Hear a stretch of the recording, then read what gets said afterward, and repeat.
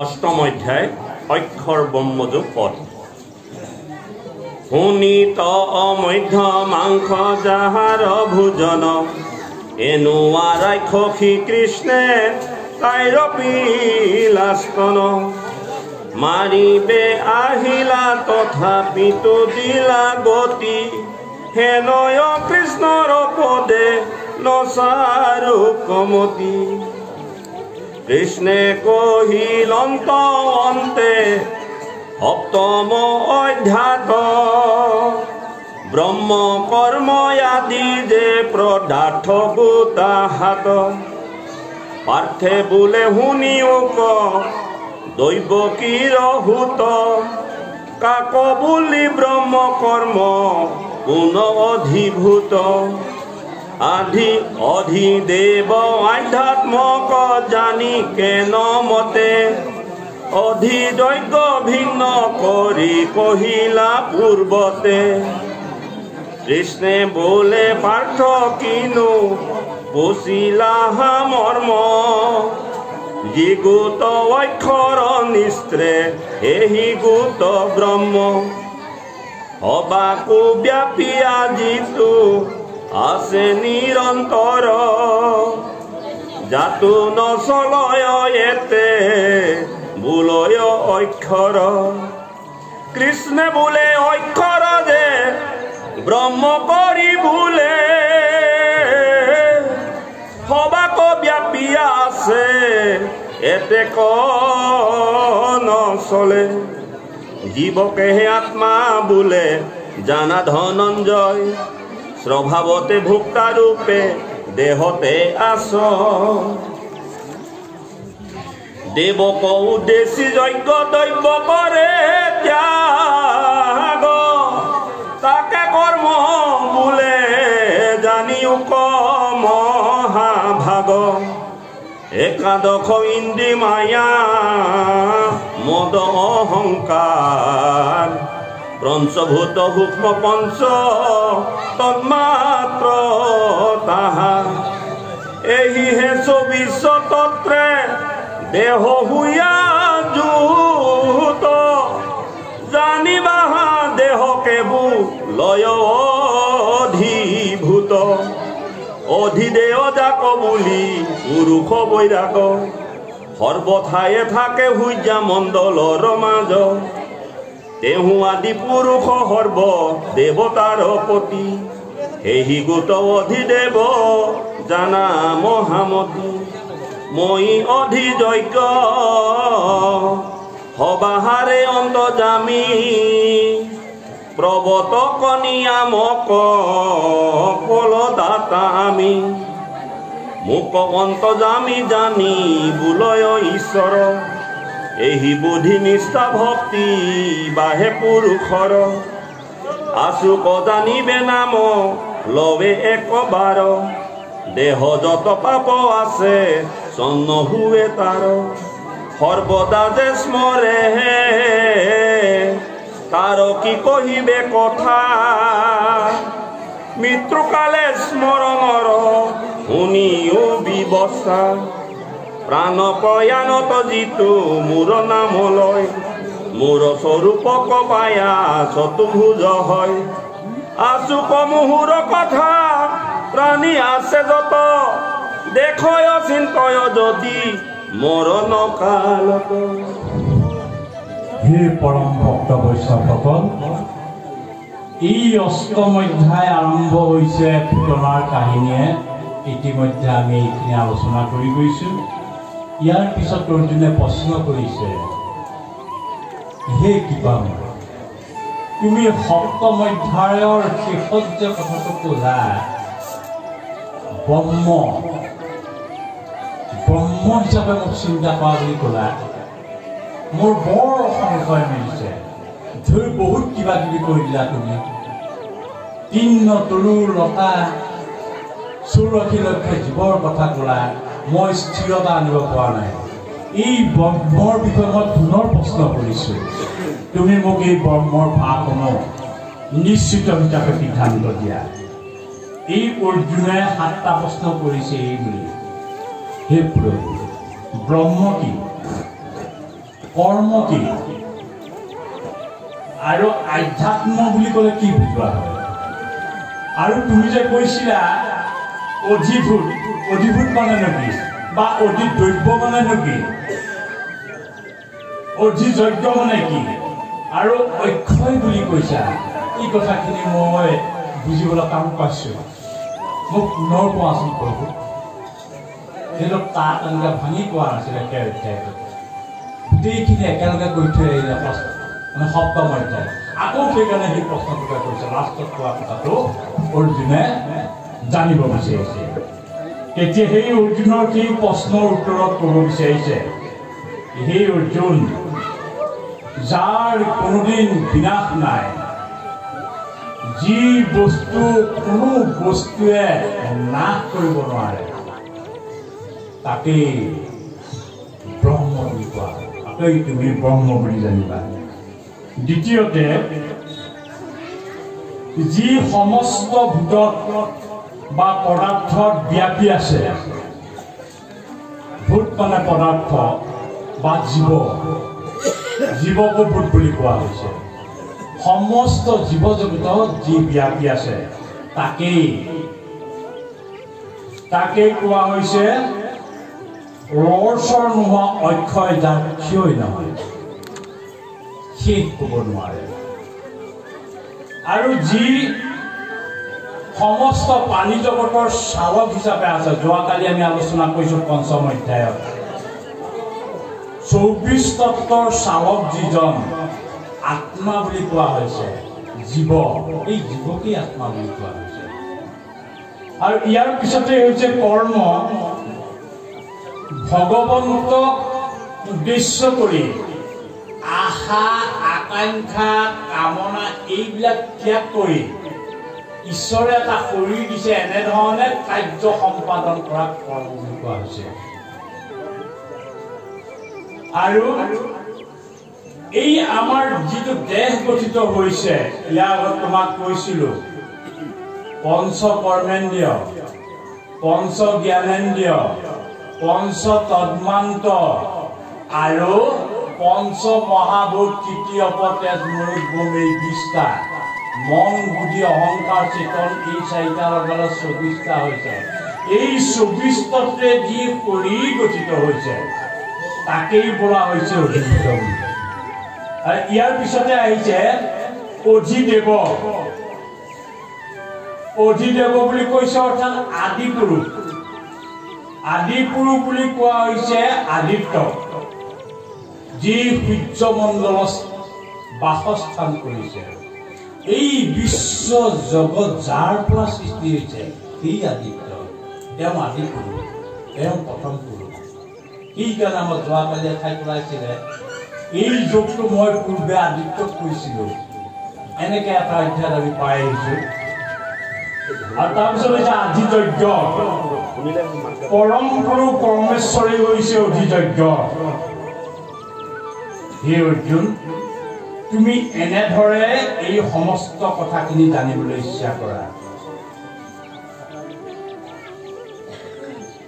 মহাপুৰুষ মাধৱদেৱে কৈছে আমি ভগৱন্তক কেনেধৰণে ভাবিব লাগে এফাকি ঘোষাত কৈছে হে কৃষ্ণ তজু পাদ পদ্ম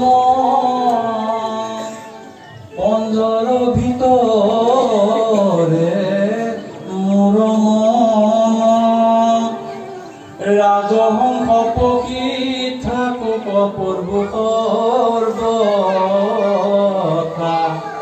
পান পয়ানৰ সময়ত কফ বাত পিত্ৰ আদি যত কণ্ঠ নিৰোধনে তোমাৰ স্মৰণ হে প্ৰভু এই সংসাৰখনত জন্মগ্ৰহণ কৰি গৃহ সংসাৰ কৰি পুত্ৰ ভাৰ্যা নাতি নুতি ইত্যাদি এখন বৃহৎ সংসাৰৰ মাজত থাকি এদিন তুলসীৰ আগত উলিয়াই দিব বগা কাপোৰ ঢাকি দিব সেইদিনা যদি মোৰ ভাৰ্যা গৰাকীলৈ মনত পৰে মোৰ অতি মৰমৰ পুত্ৰটিলৈ মনত পৰে তেতিয়াহ'লে মই তোমাক কেতিয়াও নাপাম কৰোঁ কাহানিৰ ভৰ জ্বৰতে হৰিণটোৰ চিন্তা কৰি মৃত্যু হোৱাৰ কাৰণে যেতিয়া হৰিণ ৰূপ পালে পিছৰ জন্মত মোৰতো হৈ একে অৱস্থাই হ'ব হেন জানি হে প্ৰভু তুমি মোক এইটো কিবা কৰা যেনেকে মানুহে পোহনীয়া শালিকা বাটৰ পোহে ঠিক তেনেধৰণে পোহনীয়া চৰাইটোক সজাৰ ভিতৰত থৈ দিয়ে মালিকে কিবা এটা খাবলৈ দিলে পায় নহ'লে নাপায় মোৰ মৃত্যু সময়ত ক'ব আহাচোন মোৰ চুলি কোচাতে ধৰি তোমাৰ চৰণ দেখুৱাই থাকা কিন্তু সেই সময়ত মোৰ কি হ'ব পান পয়ানৰ সময়ত অথবাত পিত্ৰ আদিত যেতিয়া মোৰ জীৱ যাব হ'ব সেই সময়ত তিনিটা বস্তু শৰীৰত জাগিত হ'ব সদায় আছে কিন্তু সুপ্ত হিচাপে আছে সেইটো হৈছে এক নম্বৰ কফ গোটেই শৰীৰৰ মূৰৰ পৰা ভৰিলৈকে ছালৰ তলত এটা বিজলুৱা পদাৰ্থৰ সৃষ্টি হ'ব যাৰ ফলনি বায়ু এনেও অতিক্ৰম কৰিব নোৱাৰে এনেকুৱা এটা অৱস্থা হ'ব কফ বা সমস্ত মূৰৰ পৰা ভৰিলৈকে সমস্ত শৰীৰ বিষ হ'ব চুবই নোৱাৰিব আৰু পিত্ৰ যিটোৱে সমস্ত খাদ্য হজম কৰা ৰস হিচাপে গোটেই শৰীৰটো ধাৰণ কৰাইছিলে সি সেইদিনে এনেকুৱা এটা ৰূপ ধৰিব তাৰ যিটো জাগৰণ শক্তিয়ে আমি ভাতে বুকত ধৰাই যে অৰ্থাৎ এই পিত্তই যেতিয়া ওপৰলৈ গেছ হৈ ওলাই আহে তেতিয়া এইখিনি খুন্দা মাৰি দিয়ে একটা ভাতৰ বুকত ধৰা বুলি সেইখিনি আৰু সিহঁতে মকত ৰূপ ধৰি এইখিনি যেতিয়া খুন্দা মাৰি ধৰিবই এতিয়াতো মই উশাহ ল'বলৈ উপায় নাথাকে দেহিও ইমান বেয়া লগা কথা মোৰ বঙিবিলাকে বুজিয়ে নাপায় য'ত মোৰ উশাহটোৱে নাযায় সেইদিনাহে মোক অমৃত মই গাখীৰ এখন মুখত দিয়েগৈ মোৰতো সেইবিলাক কথাত যাতে মন নাহে তোমাৰ চৰম যাতে চিন্তা কৰিব পাৰোঁ এইখিনি কিবা কৰা হ'ব এইখিনি কৈছে এই অধ্যায়টোত এই কথাখিনি কৈছে সেইকাৰণে সেই অৰ্জুন তুমি এনেধৰণে ভাবা এনেধৰণৰ চিন্তা কৰা যে মৃত্যুৰ সময়ত যাতে মোৰ নাম একান্ত হিচাপে ল'ব পাৰা এনেকুৱা সাধনা কৰা ইহ সংখ্যাত তেনেকুৱা সাধনা কৰা এইটো এখন ভাওনা পাতি আছো এই নামঘৰ ভাওনা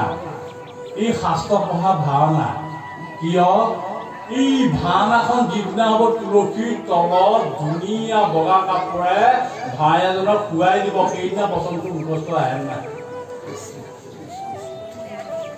যদি আহিছে বাচিছোঁ যদি নাই তেতিয়াহ'লে যি ভাৱনা হৈছে সেই সময়ত জীৱ যাবৰ সময়ত যদি মৰমৰ ছাগলীজনীলৈ মনত আছে এই তুলনিতে আহি আকৌ ছাগলীজনী হৈ জন্ম ল'লো যি বস্তু তোলে সেই সময়ত চৰণত লাগিব সেইকাৰণে কৈছে মোক তুমি চুৰিত ধৰি তোমাৰ চৰণত ৰাখা যে পোহনীয়া চৰাইটো যেনেকৈ লোহাৰ সজাত বান্ধি থৈছে মোকো তেনেকৈ বান্ধি থোৱাচোন প্ৰভু মই তোমাক এইটো বিচাৰিছোঁ এই ঘোষা পাতিৰ মাধ্যমে তেনেকৈ এই কথাখিনি ব্যক্ত কৰিছে ইয়াৰ পিছতেই কৰিছে এই অৰ্জুন জোনাত যাব দেই জোনালৈ মই গৈ আছোঁ চবখিনি সেই বৈষ্ণৱসকল প্ৰতিটো বাক্য আলোচনা কৰি যাবলৈ গ'লে এক অধ্যায়হে দিনটোত যাব আমি অকণমান চমুকৈ অকণমান কথা কৈছোঁ অলপ কৈছা গোটেইখিনি কৰিবলৈ দিয়া নাই কিছু কথা মুখে আগবাঢ়ি গৈছোঁ মুখে গ'লে অলপ আগবাঢ়ি যাব পাৰে ইয়াৰ পিছত কৈছে যে ব্ৰহ্ম বুলি কওঁতে ইয়াৰ সময়ৰ যিবিলাক ব্যৱধান কথা কোৱা হৈছে এই সংসাৰ সাগৰ পাৰ হ'বলৈ হ'লে ইয়াত আমাৰ সময়বিলাক আমি কিমান পাওঁ এজন মানুহে জন্মৰ পৰা কিমান দিন আমি পাওঁ জীয়াই থাকিবলৈ যদিও 120 বছৰ আমাক নিৰ্ধাৰণ কৰি দিছিলে আমি 120 বছৰ জীয়াই থাকিব লাগিছিলে সঁচা সেই অৰ্জুন 120 বছৰ কেইজন মানুহ জীয়াই থাকে জীয়াই নথকা কামটো হৈছে এইটোৱেই জন্মগ্ৰহণ কৰোঁতে শিশুকালতে বহুত দিন গুচি গৈছে ধেমালি ধুমুলা কৰি থাকোঁতে তাৰপিছত অকণমান যেতিয়া ডেকা যুৱ গ'লো তেতিয়া দুটা বস্তু প্ৰধান দায়িত্ব আহিলে একমাত্ৰ অৰ্থসংগ আৰু লগত গৃহ সংসাৰ পাতিবৰ কাৰণে এগৰাকী ভাৰ্যাৰ দৰকাৰ হৈছে। এইবোৰ চিন্তা কৰোঁতে বহুত দিন গুচি গ'ল। গৃহ সংসাৰ পাতিলেও তাৰ ভিতৰত সতি সন্তান জন্ম হ'ল। সন্তান জন্ম হোৱাৰ পিছত বৃদ্ধ অৱস্থা পালোগৈ। বৃদ্ধ অৱস্থা এটা সময়ত এনেকুৱা হ'লোগৈ, নাতি দুটা হ'ল, ভৰিয়ে খোজ কাঢ়িব নোৱাৰা হ'লো, চকুৱে দৌৰিলে দেখিব নোৱাৰা হ'লো, কিয়বাত ভেলা নিদিলে থিয় হ'ব নোৱাৰা হ'লো, আৰু এটা সময়ত গৈ বিচনাৰ পৰা উঠিবই নোৱাৰা হ'লো। পেচাব বিচনাতে কৰিছোঁ, শৌচ বিচনাতে কৰিছোঁ, উপায় নাই। আৰু মোৰ অতি মৰমৰ ভাৰ্যাগৰাকী বা অতি মৰমৰ সন্তানটোৱে বিবাহ পতা বোৱাৰীজনীয়ে এইবোৰ দুৰ্গন্ধৰ কাৰণে মোৰ ওচৰই নাচাপে, সময়ত দিবলগীয়া পানীকণো নিদিয়ে। এই অৱস্থা হ'ব। এই অৰ্জুন, এই অৱস্থাত মানুহ পৰে, অথচ ইমান মায়া, এই দেহটো এৰিবলৈ কোনো ইচ্ছা নকৰে। তেনেকেই বুজি থাকিব। এনেধৰণে বিশ্ব চৰাচৰ জগত কি হৈছে, তোমাক সময়ৰ বিৱৰণ কৰি ঠিক নাই। ব্ৰহ্মাৰো এনেকুৱা আয়ুস আছে, অৰ্থাৎ এইটো এটা দীঘলীয়া আহি আছে, এইখিনি ইয়াত পঢ়িব নালাগে, মই গাই যাম, পিছত পঢ়িবলৈ কৰিব যে দুই পৰমাণু লগ লাগি এক অণু হয়। ইয়াত ব্যাখ্যা দিছে সময়ৰ বিধানটো। তিনি অণু মিলি এক তসৰ অণু বুলি কোৱা হৈছে, আৰু তিনি তসৰ অণুৱে টুটি বুলি কোৱা হৈছে, এক টুটি।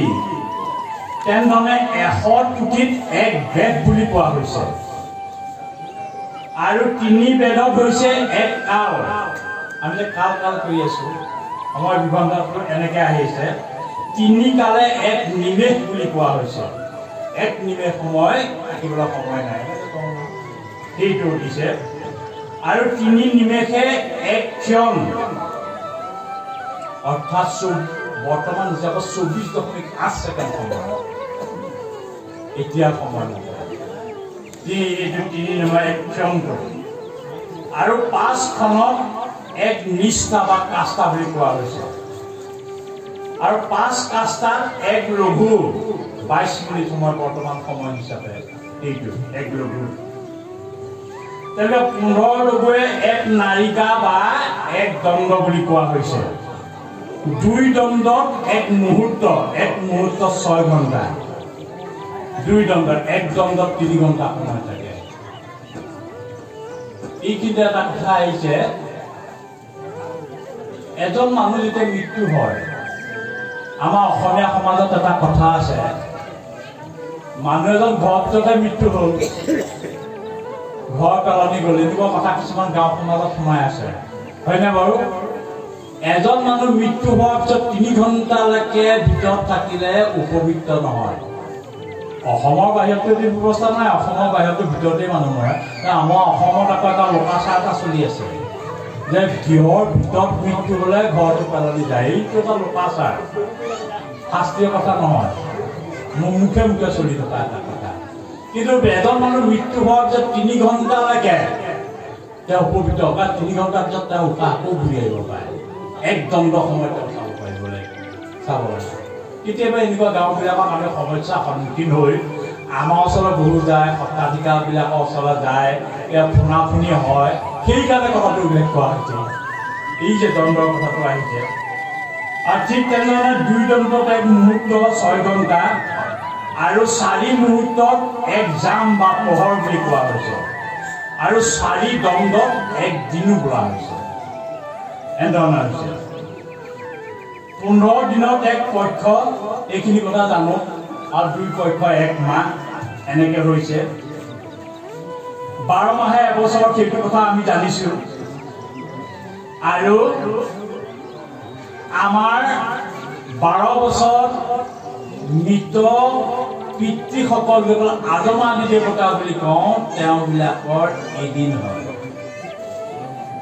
সেইকাৰণে বহু লোকে এই বছৰ আজি তাৰিখত পিতৃ শ্ৰাদ্ধ পাতিলে অহা বছৰ আজি তাৰিখত পাতে, মানে প্ৰত্যেক দিনেই তেওঁক দিয়া হয়, প্ৰত্যেক দিনাই তেওঁক কাৰণে কোৱা হয়। আমাৰ এবছৰত তেওঁলোকৰ এদিন হয়। এই হিচাপটো গীতা তেনেধৰণে দিছে।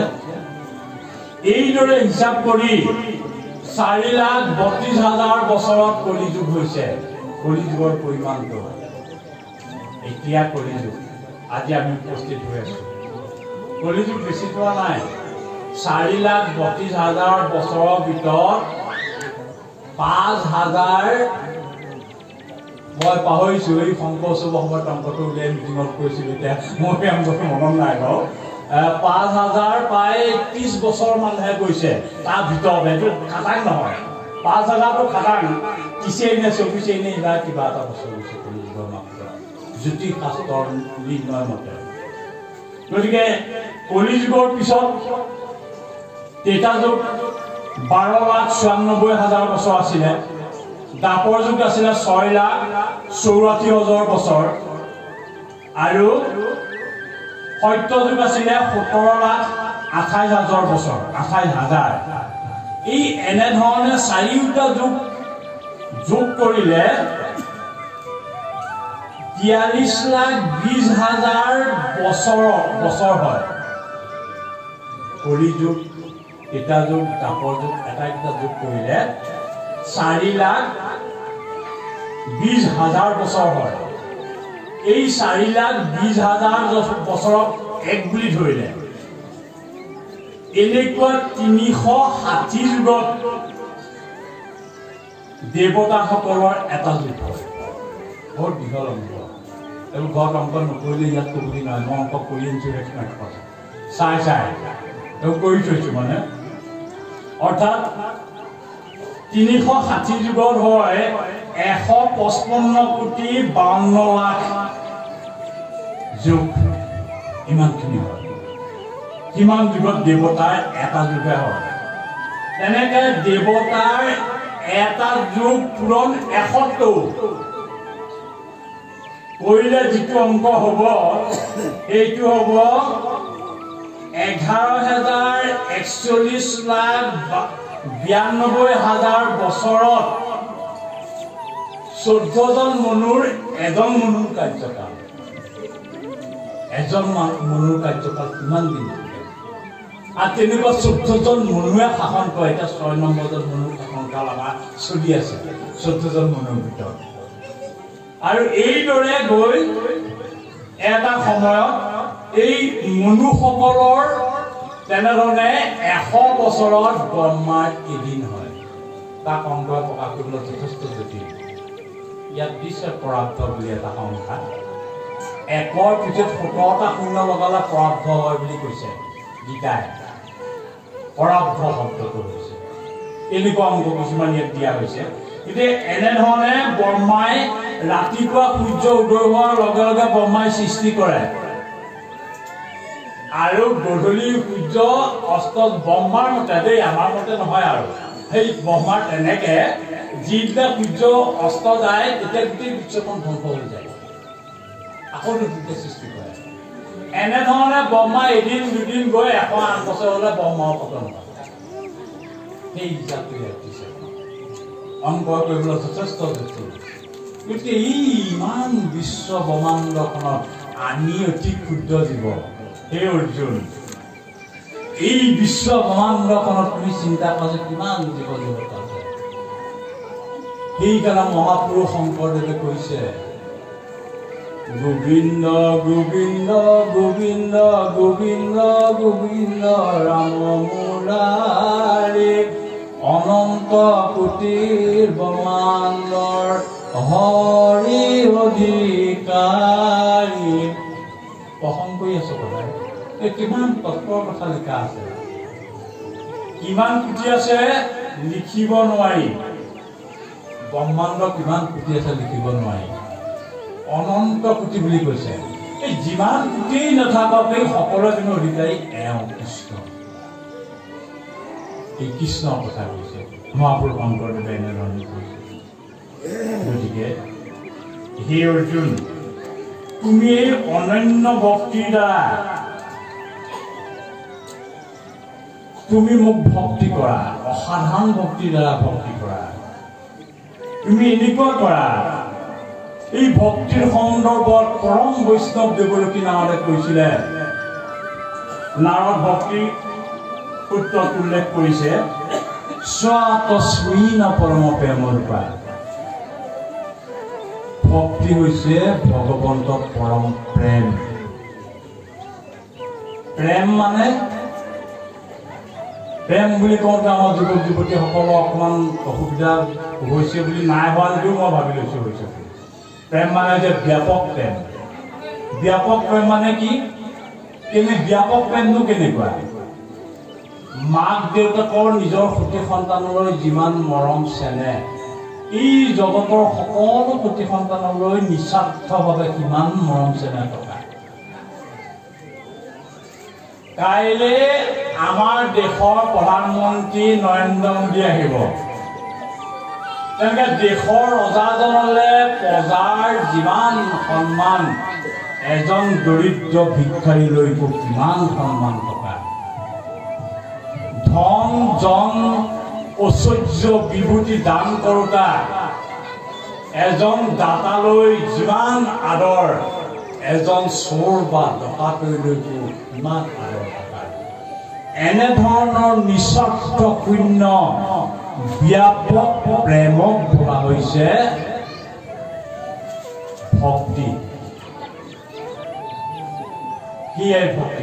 ভক্তিৰ ওপৰত আৰু সুন্দৰ ব্যাখ্যা দিছে তাত অধ্যায়ত, সুন্দৰ সমাৱেশন ঘটিছে, তাত আৰু দীঘল ব্যাখ্যা কৰিছে। গতিকে হে অৰ্জুন, এই গোটেই বিশ্ব জগতখন এনেধৰণে প্ৰগতি আছে। তুমি মোক এনেধৰণে ভক্তি কৰা, অন্তৰংগ ভক্তিৰ দ্বাৰা তুমি মোক ভক্তি কৰা। যিহেতু এই সংসাৰৰ সমস্ত জগত, সমস্তজন লোকেই ইমান শ্ৰেষ্ঠ নহয়। বহুতো শ্ৰেষ্ঠ লোক আছে যদিও, মোৰ একান্ত ভকত আছে যদিও, এই একান্ত ভকতসকলৰ বহুতৰ মাজত, কোটিৰ মাজত এজনেহে মোৰ সান্নিধ্য লাভ পাবলৈ সক্ষম হয়। কাৰণ একান্ততাটো ভাঙি যায়, সেইকাৰণে নোৱাৰে। গতিকে তুমি এনেধৰণে সাধুৰ সংগত থাকি মোৰ জ্ঞান চৰ্চা কৰা। গীতা, ভাগৱত এই দুখন শাস্ত্ৰ ধৰ্মশাস্ত্ৰ নহয়। ভাগৱত ধৰ্মশাস্ত্ৰ নহয়, গীতা ধৰ্মশাস্ত্ৰ নহয়। ধৰ্মৰ স্তৰটো তলত আছে আপোনাৰ, তাৰ ওপৰৰ স্তৰটোৰ নাম হৈছে ভক্তি। ভক্তি স্তৰ, ধৰ্মৰ ওপৰত ভক্তি। ভক্তিলৈ একে ওপৰতে যাব নোৱাৰে, ধৰ্ম কৰিব লাগিব। ধৰ্ম কৰাৰ পিছত ইয়াৰ লাষ্টত ধৰ্ম কৰিবলৈ এতিয়া উপদেশ দি আছে, এনেকে কৰা, তেনেকে কৰা, তেনেকে কৰা। এই ধৰ্মৰ দিশটো আকৌ ফালৈকেদি আহিছে এতিয়া ক্ৰমান্বয়ে। এই অধ্যায় বা ধৰ্মৰ কথাটো ফালৈকে থৈছে অৰ্জুনে, ভগৱান শ্ৰীকৃষ্ণই। এতিয়া ভক্তিৰ দিশটোলৈ আনিছে আকৌ। ধৰ্মৰ কথাবিলাক কৈ কৈ, কৰ্মৰ কথাবিলাক কৈ কৈ এতিয়া ভক্তিৰ দিশটোলৈ লৈ আহিছে। আৰু ইয়াৰ শেষত একেবাৰে 18 অধ্যায়ত ক'ব, এই সমস্ত ধৰ্ম অৰ্জুন ত্যাগ কৰা। সৰ্ব ধৰ্ম কৰি তুমি সমস্ত ধৰ্ম ত্যাগ কৰা। যেতিয়ালৈকে তুমি ধৰ্মৰ মাজত থাকিবা তেতিয়ালৈকে মোক নাপাবা। কেতিয়া পাম? যেতিয়া ধৰ্ম নাই, ধৰ্ম নাই, এই পূৰ্ণ অৱস্থাটো। সেইটোৱে হৈছে ভক্তি মাৰ্গৰ কথা। আৰু সেই ভক্তি কেনেকুৱা হ'ব লাগে? ৰসময় ভকতি। ৰাতিপুৱা আহি ইয়াত লঘোণে ভোকে থাকি দিনটো নাম গাম, গধূলিও নাম গাম, একো নাখাওঁ। কি হ'ব তাৰপিছত? কেইদিনমানৰ পিছত বেমাৰী হৈ বিচনা সজ্জাগত হ'ব। এনেকে ভক্তি নালাগে বুলি কৈছে মহাপুৰুষ শংকৰদেৱে। মাধৱদেৱৰ হতুৱাই কোৱা হৈছে, সেইকাৰণে কৈছে, কালিও কৈছো, মুক্তিটো নিস্পৃহ যিটো সেই ভকতসকলৰ মোৰ ৰসময় মাগহী ভকতি। ৰযুক্ত ভক্তি কৰা, খাবও লাগিব, শৰীৰো ৰক্ষা কৰিব লাগিব। কালিও কৈছো আমি। গতিকে একেধৰণৰ কথাবিলাক ইয়াত আহি আছে দেই। কালিৰ নিচিনা এই শব্দবিলাক আজিও আহিছে তেনেধৰণে। গতিকে এনেধৰণেহে ভক্তি কৰা তুমি। যে এনেকুৱা নহয় যে তুমি চিন্তা কৰি কৰি কৰি কৰি একেবাৰে কি হৈ যাবা, সন্ন্যাসী হৈ যাবা, ৰঙা কাপোৰ এখন কিনিবা, মূৰটো এনেধৰণে মানে জটা বান্ধিবা, জটা বান্ধি পেলাই তুমি একো নকৰিবা, ঘৰত কাম নকৰিবা, একমাত্ৰ বহি থাকিবা, মানুহক দেখুৱাবা মই সন্ন্যাসী। এইবোৰ ধৰ্ম ত্যাগ কৰা বুলি কৈছে কালি উচিত। হয় না বাৰু খালি আমি পাইছোঁ সেই অৰ্জুন এইবোৰ সন্যাসে কাম নকৰে তোমাৰ এই সাজ পোছাকৰ সন্যাসে কাম নকৰে মহাপ্ৰভু মাধৱদেৱেও কৈছে অন্ন যোনি কিছু নকৰে বিচাৰৰ জাতি কুল বৈল্য বস্ত্ৰ বৈষ্ণৱৰ বেশত ধৰিয়া পুৰাই বেদপন্ত কৰি নষ্ট এই দেশটোৱে বৈষ্ণৱ ধৰ্ম ৰক্ষা নকৰে এই দেশটোৰ লগত কি লাগিব এই দেশটোৰ লগত এই আধ্যাত্মিকতাটো লাগিব তেতিয়াহে কাম হ'ব দেশ কিনিছো কিন্তু আধ্যাত্মিকতাটো নাই নহ'ব কলা আৰু সংস্কৃতি দুইটাই লাগিব তেতিয়া পূৰ্ণাংগ হ'ব হয় না বাৰু ৰাসত কংস ওলালে কালকেতো ঘূৰুৱা বিজুলী বেগে তীক্ষ্ণ তৰোৱাল কলা কিন্তু কলা কালকেতো ঘূৰুৱা বিজুলী কলাটো ফুটিল নে ভস্ত হৈছে কলা হয় নে বাৰু উদাহৰণ দিছিলে কলাটো ফুটিব লাগিব আৰু দ্বিতীয়টা কথা হ'ল ধুনীয়াকৈ বচন লগাইছিলে লং পেণ্ট আৰু জেকেট পিন্ধি গৈ পেলাই মুকুটটা পিন্ধি গৈছে কংসই গাইছে বচন গালে মুখত পেনো কৰিলে লং পেণ্ট আৰু চাৰ্ট জেকেট পিন্ধি মুকুট পিন্ধি গৈছে তেতিয়া কি হ'ল সংস্কৃতিটো নষ্ট হৈছে কলাটো বজাই ৰাখিলে নহ'ব বচন ধুনীয়াই গাইছে মুখস্থ গাইছে আৰু য'ত যেনেকুৱা বচন দিব লাগে তেনেকুৱা দিছে লং পেণ্টটো পিন্ধি যোৱা কংসৰ জানো ক'ৰবাত সংস্কৃতি আছে নহ'ব দুইটা লাগিব সমান লাগিব হয় নে বাৰু গতিকে সেই অৰ্জুন তুমি এনেধৰণে মোক ভক্তি কৰা তুমি একাগ্ৰতাৰে তুমি এই কথাবিলাক চিন্তা কৰা এই কথাবিলাক ইয়াত উল্লেখ কৰিছে গতিকে সেইকাৰণে কৈছে এই দুলৰিত কৈছে আমি গৃহবাসী সুখে সংগলৈ আভকৰ তোমাৰ চৰিত্ৰ কথা শুনিলাতে তৰিও মায়া দুষ্ট ই কথা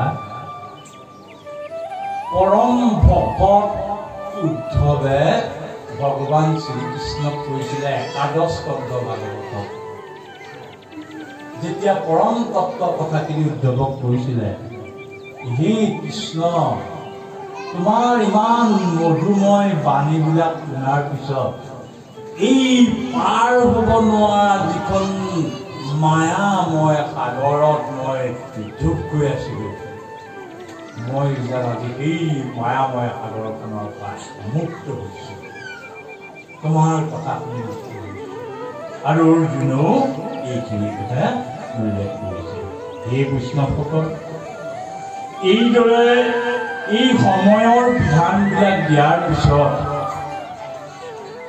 হে অৰ্জুন ব্ৰহ্মাৰ যেতিয়া তেনেকৈ এদিন ব্ৰহ্মাৰো পতন হ'ব তুমিওতো পতন হ'বা তুমি যিকেইদিন আছা সেইকেইদিন একান্ত মনে মোক চিন্তা কৰা আৰু তোমাৰ কৰ্তব্য কৰ্ম কৰি যোৱা মোক অৰ্পণ কৰি কাম কৰা কোনো দুখে নচলে গছৰ পাতলা ছিঙিলে মহাপাপ হ'ব এডৰা গছ গছনি কাটি দিলে পাপ নহয় তেনেকুৱা কথা কৈছে পাত এটা ছিঙিলে পাপ হ'ব আৰু গোটেই এডৰা অৰণ্য কাটি খাস্তাং কৰি দিলেও পাপ নহয় কেতিয়া তেতিয়া যেতিয়া এটা ফুল ছিঙিলেও পাপ হ'ব 100টা ফুল ছিঙিলেও পাপ নহয় যেহেতু কৃষ্ণ সমস্ত কৃষ্ণ আছে হে কৃষ্ণ তুমি আজি ফুল হিচাপে আছে তোমাক মই বিচাৰিছোঁ কৃপা কৰি তুমি মোক গ্ৰহণ কৰা 1000 ফুল কোনো পাপে নচলে এই বৃক্ষ আজি হে প্ৰভু সমস্ত জীৱ জগত তোমালোক বৃক্ষস্বৰূপে আছে মোৰ এইখিনিত প্ৰভুক প্ৰাৰ্থনা কৰিবৰ কাৰণে মই শস্য কৰিবৰ কাৰণে তোমালোকক আঁতৰাব বিচাৰিছোঁ তোমালোকে নিজে নিজে আঁতৰি যোৱা বুলি গছ কাটি যাওক পাতে নচলে বাতৰি কৰিলে কথা পাত এটা ছিঙি দিলে মহাপাপত কৰিলে জীৱ হত্যা ব্ৰহ্ম পাপত কৰিছে সেইকাৰণে কিছুমান কথা তাত্ত্বিক 100জোপা গছ কাটিলে মানুহৰ পাপ নহয় পাত এখিলা ছিঙোতে পাপ হ'ল তেনেকৈ হয় ঈশ্বৰক অৰ্পণ কৰি কোৱা অৰ্জুন একো পাপ নহয় তোমাৰ পুষ্টিৰ কাৰণে ইন্দ্ৰিয় সন্তুষ্টিৰ কাৰণে কৈছা মহাপাপত কৰিব এই কথাখিনিকে উপদেশ দি আমাৰ অষ্টমধ্যায় আৰম্ভ হৈছে। হৰি কথা পবিত্ৰ কৰয় 3 জন হৰি কথা আছেনে?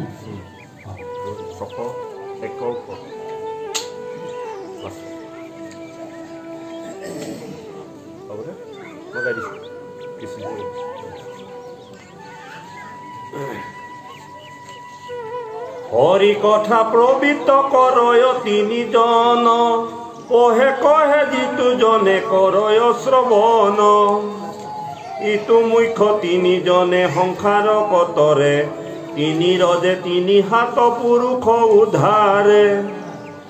ভাত পুখি গোটে কস্মৰাৱে ৰাম হৰি, আৰু জনে তাকে বুলি হাঁহে নিন্দা কৰি। জিভা লৰাই তাকে বোলে আৰু জনে, বোলে হৰি স্মৰিবাতো নিন্দাকৈ কাৰণে। ইজন মত এহি বাক্য বুলি 3 গহিলা, সেহিটো সংস্কাৰে জন্মান্তৰে গতি ভৈলা। হে নয়না মৰময়ী কি কৈবিউ মহিমা, ব্ৰহ্মা মহেশ্বৰে যাৰ নপাৱন্ত সীমা। বাদ্য নামৰ মহিমাময়ী কহিতে নপাৰো, ডাকি বোলা ৰাম কৃষ্ণ দান্তে দিন ধৰ। কৃষ্ণ হৰি